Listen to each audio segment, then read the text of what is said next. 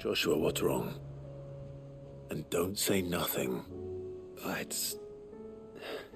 not nothing. I've received word from Cyril. The Undying have found Father's will, or something akin to it. His will? How and where? In the crypt beneath Rosalith Castle. After Kupka was kind enough to drive out the Imperials, the Undying took the opportunity to recover what relics of the duchy yet remained. And in the process of doing so, they found a letter from Father. I'm surprised anything survived down there. Cyril asked that I join him in Tabor at my convenience. I have been meaning to go, but... would you join me? Of course. I want to know what's in that letter as much as you do. Very well. I'm ready to leave when you are.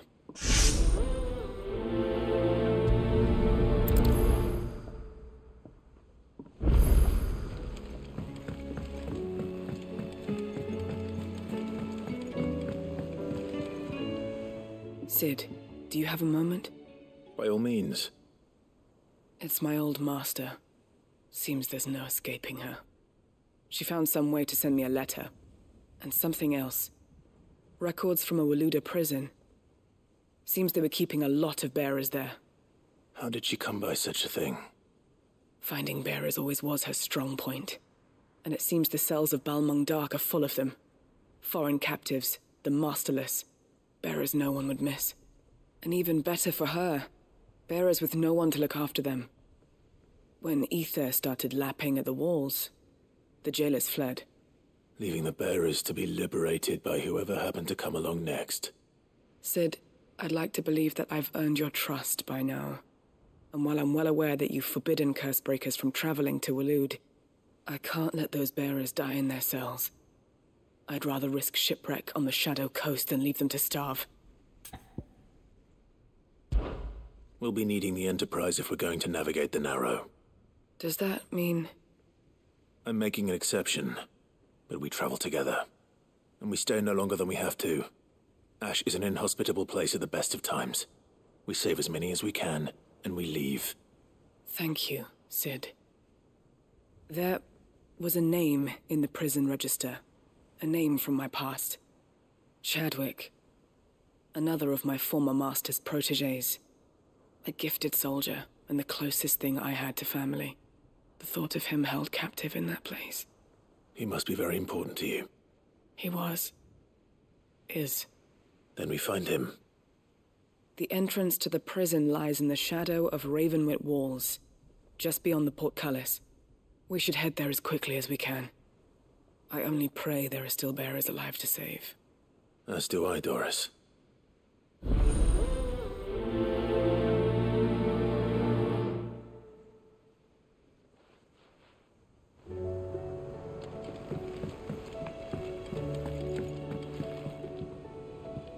Sid, I was wondering if you could help me. It depends what with. A bearer, but recently freed from his bonds, is keen to join the Cursebreakers. As you know, the work we do is not easy, which is why we test every volunteer's suitability. I was hoping you could oversee this one's evaluation. I don't mind, but why this one? Because he wants to be a scout.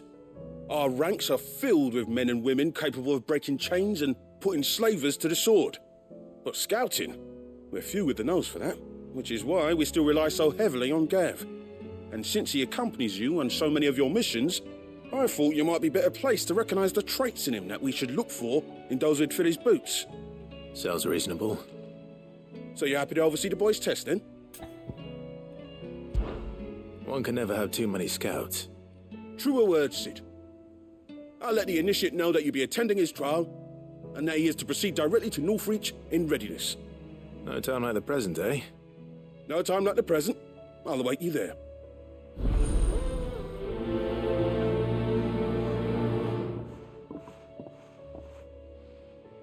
Northreach. I don't suppose they could have chosen somewhere closer. Vivian, I read your note, and I'd be happy to help you find the book you're looking for. Thank you, Clive. But tracking it down will not be easy. Are you sure? Please. You have always granted me your wisdom and insight whenever I asked. It's only right that I return the favor. Or at least attempt to. You are too kind.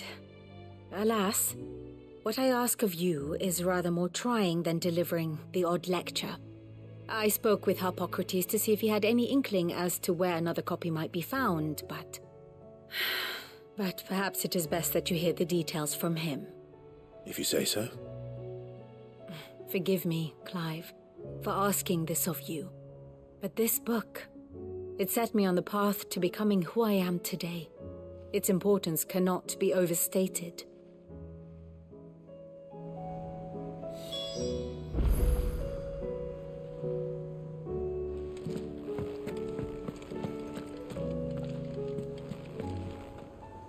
All right, Sid. Come to buy us around, have you? Only if you earn it. Mid needs a piece of light but durable bone for her next project. You've encountered your share of beasts on your travels across the realm. Any ideas? Most bones are the same. Whack 'em hard enough and they'll break. If it's durability you're looking for, shell will serve you better. You know what an adamantus is? I do. And I know to give them a wide berth. Will any old adamantus do? Well, with shells, the older the harder.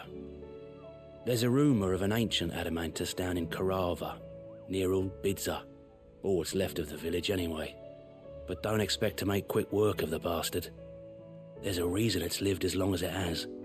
I'll keep that in mind. Thank you.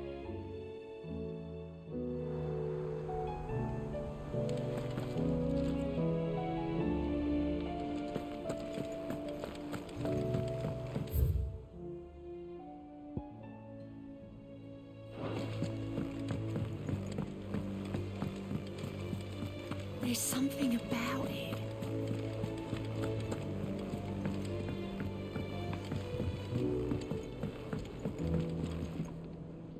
All right, Torgal. Where are you taking me? I'm going to need a little bit more than that, boy. Do you have a better hint for me? Unless you've already given me one. Back on the rear deck, you were looking west, toward Rosaria.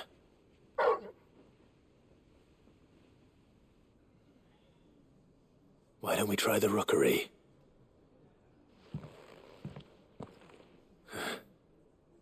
I haven't been to the island in almost 20 years. To Port Isolde, then. Fingers crossed the old mooring is still there.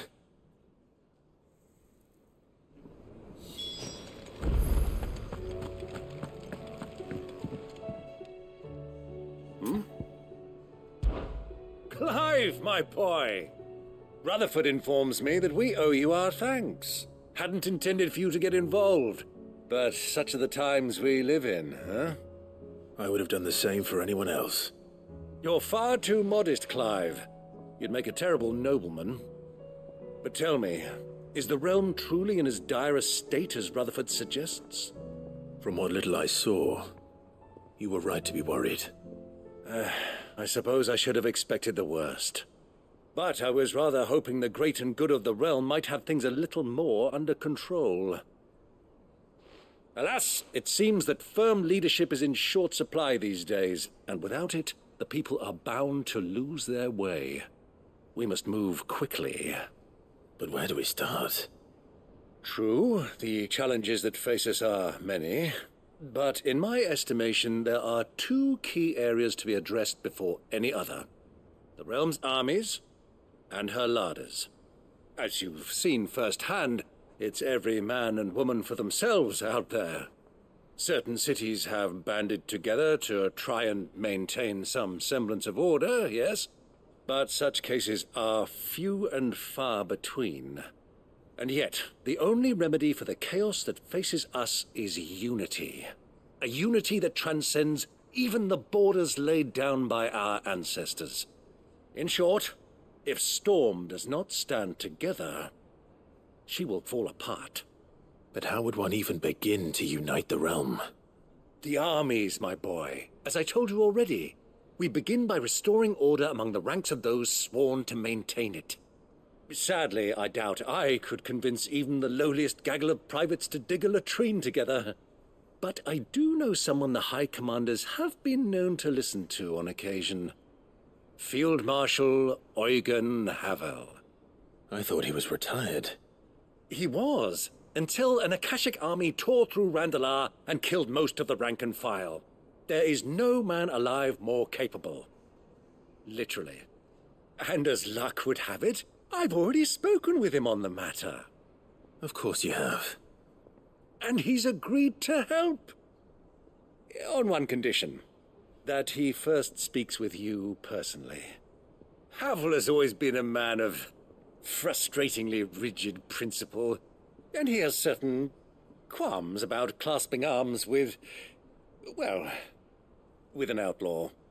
I extolled your many virtues as best I could, of course, but the old goat was adamant that he be allowed to appraise you in person. You don't mind, do you, my boy? Of course not. As long as chaos reigns, we will never build a better world. I'll do whatever it takes. And if the Field Marshal wishes to speak with me in person, then so be it. That's the spirit. I'll leave for Randalar at once. Would you send a Stolas? Of course. Rutherford is already in the Dalmekian capital. I'll have him tell Havel to expect you forthwith. Excellent. Thank you, Uncle. No, thank you, Clive.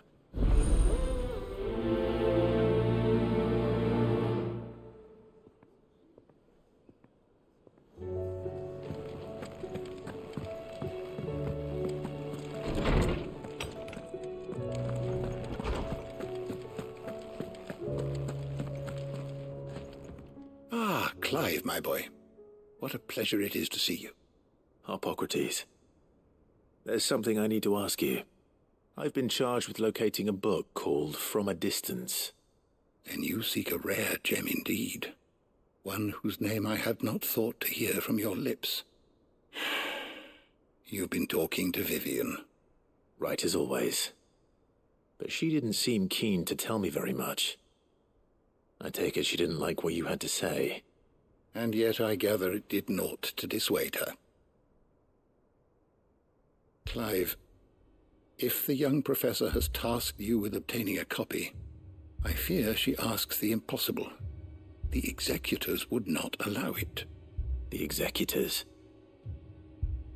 Coveters of Secrets, a clandestine organization committed to the collection and intenebration of forbidden texts and technologies. One such text being the tome Vivian seeks, chronicling as it does the true history of the enslavement of bearers, a tale which could overturn the established order were it ever to become widely known. Or, so rumor has it. I've never actually read the thing, or even set eyes on it for that matter. How is it that I haven't heard of this organization? Why, secrecy is the executor's watchword. They lurk in the shadows, emerging only to seize that which must be seized, be it books, inventions, or people, before disappearing again, leaving nary a trace. Which would explain why Vivian's copy was snatched from her grasp not long after she found it. By the hand of the executors, yes. But what drives them? Self-interest or ideology? Fine question. Sadly, all that is known of the executors can be recounted in a single breath. You may just as soon ask me of their origins, numbers, or the identities of their leaders. Any answer I give would be pure speculation. Then my hunt was doomed from the first. What was Vivian expecting? That I'd pluck it from thin air? Not from thin air, no. From ash. Rumors of the executors are rife among the scholars of Storm, but rather less so across the strait. I have a friend. Well, I had a friend in the village of Garnik, a collector of rare tomes, upon which subject we would oft correspond. Alas, I have heard naught from him since the skies fell dark. And no doubt he too has turned. But, though he did not mention it by name, it is possible that a surviving copy of From a Distance yet rests upon one of his many shelves, quietly awaiting discovery.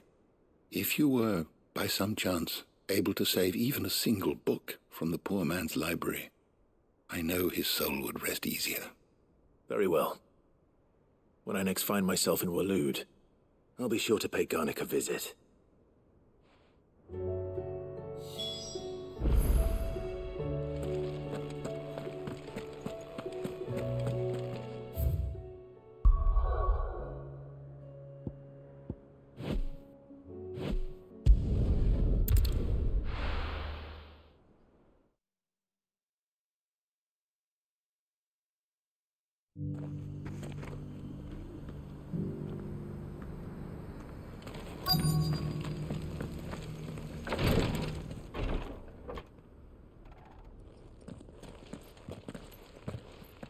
Your Grace, my lord, I trust your journey was not overly onerous.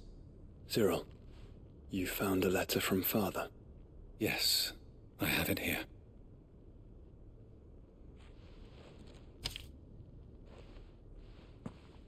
If you would do us the honor, my lord.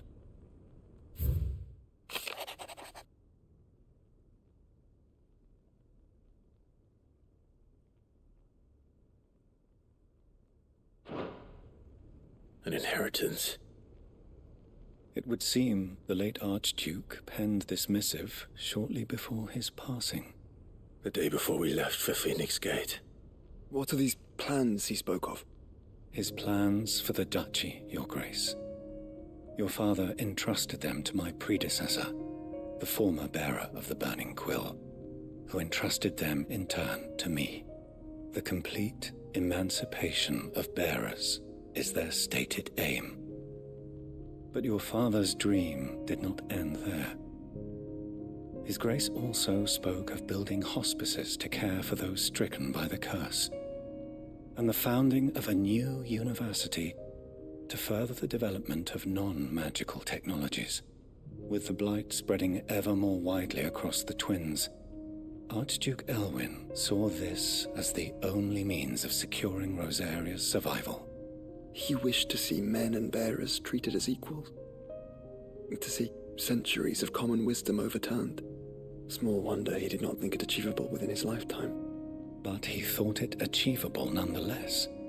Had he not, he would never have written this message.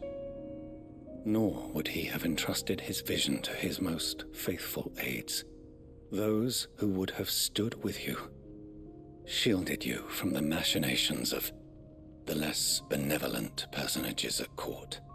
It's a pity only they are still with us. 'Tis true that those most loyal to your father were the first to suffer the Duchess's wrath. But one at least remains, and she has come bearing gifts. What do you mean? Mayhap it is better that she explain, my lord. After all, the duties entrusted to me by my predecessor extended only to recovering His Grace's will and arranging a meeting with the one who might execute it, or a part of it at least. And where is this woman? She awaits you in the archive, Your Grace. Thank you, Cyril. Shall we then?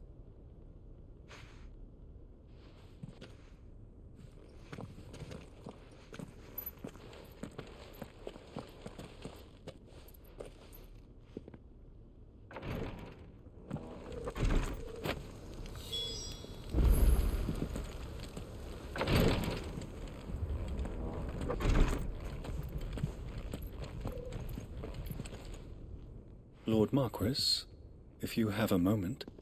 What is it, Cyril? One of our brethren lately journeyed across the strait in order to pursue a new avenue of inquiry in our ongoing investigation. He sent an owl some while ago, but we have heard naught from him since. Was he surveying another fallen ruin? No. The object of his study was a savior cult that has arisen in Ash in recent years. We believe it may have some connection to the Circle of Malleus, an ancient religion that worshipped Ultima as its god. By gaining an understanding of this new faith, we hoped to learn more of the Circle's original beliefs. And so you sent one of your brothers to Ash, a continent teeming with orcs and Akashic. Fully cognizant of the risks, yes.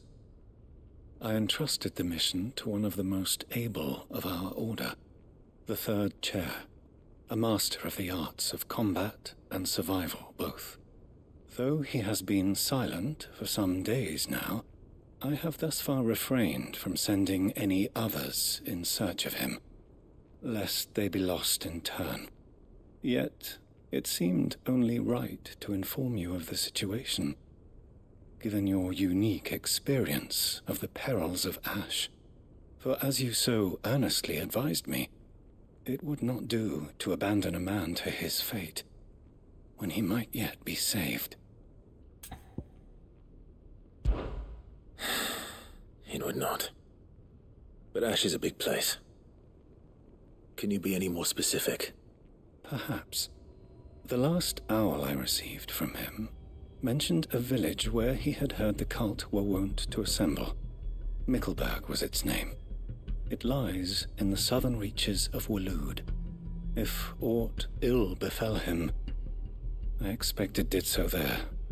Right. I'll see what I can do. You are much too kind, my lord. Go then, with my hopes, and may the firebird's flame ever burn in your heart.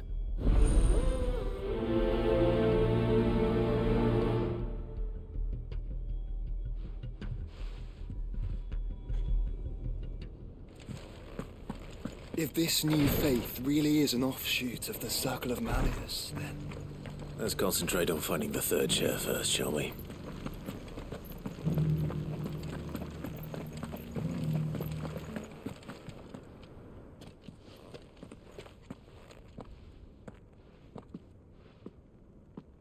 My lord, your grace.